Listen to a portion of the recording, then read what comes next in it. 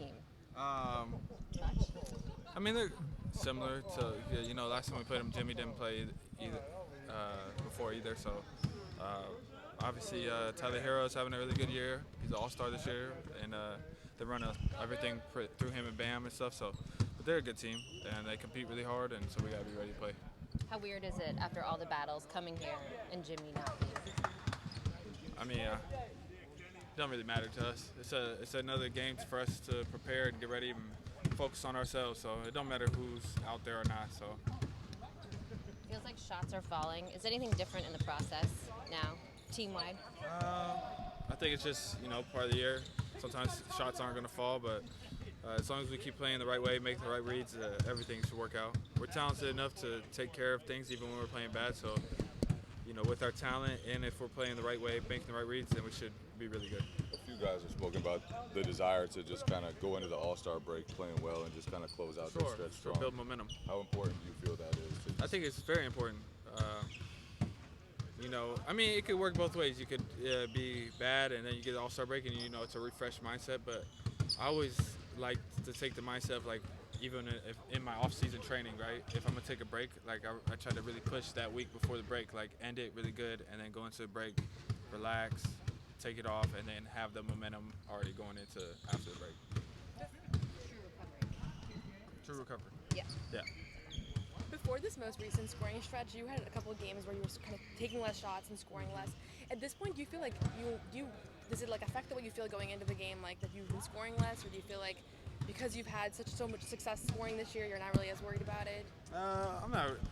Everything comes and goes. There is certain games, and it's the blessing of our team is we have so much talent, and there's gonna be times where you just don't see as many shots, and as long as we're winning, that's all that matters. But I feel scoring's gonna go like this. I'm gonna have peaks, and then there's gonna be times I don't score as much. But hopefully, I'm impacting the game by rebounding and other things. And I try to hang my hat on that. But everybody knows I'm capable of scoring. I know I'm capable of scoring at a high level. So there will be games where that will call upon me to do that, and there will be games where they ask me to take 3 shots, and that's okay too.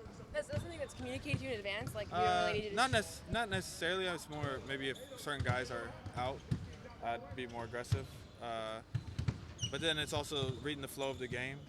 Certain games, I try to go in with the mindset though. I need to be aggressive, attacking the paint at least.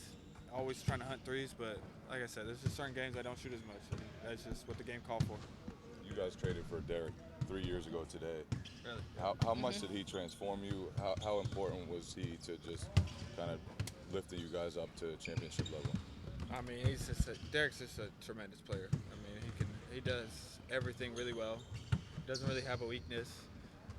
Very good person, fun person to be around. So as far as the locker room goes, he helps that aspect, and then it's just you can plug him in anywhere. He could play with anybody, but he was a very great pickup, and obviously Brad did a great job with that trade, and because it helped us tremendously.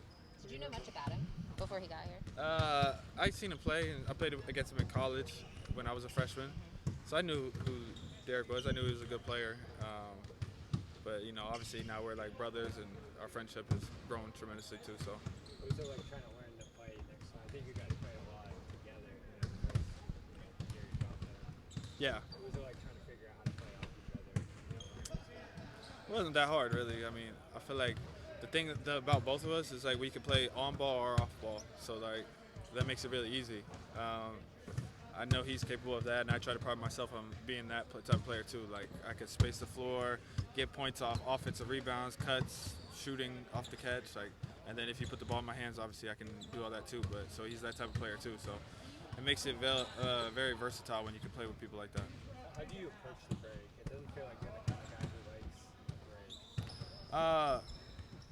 I mean, I love playing basketball, and I love it, but I do like a break occasionally. I'm gonna be nice on the beach, chilling, being with friends and family. So I take it in. I mean, I am a normal kid. At the end of the day, I like Get to. away from everything. Yeah, for sure.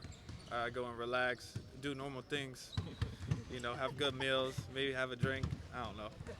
Were you asked to compete in the three-point contest?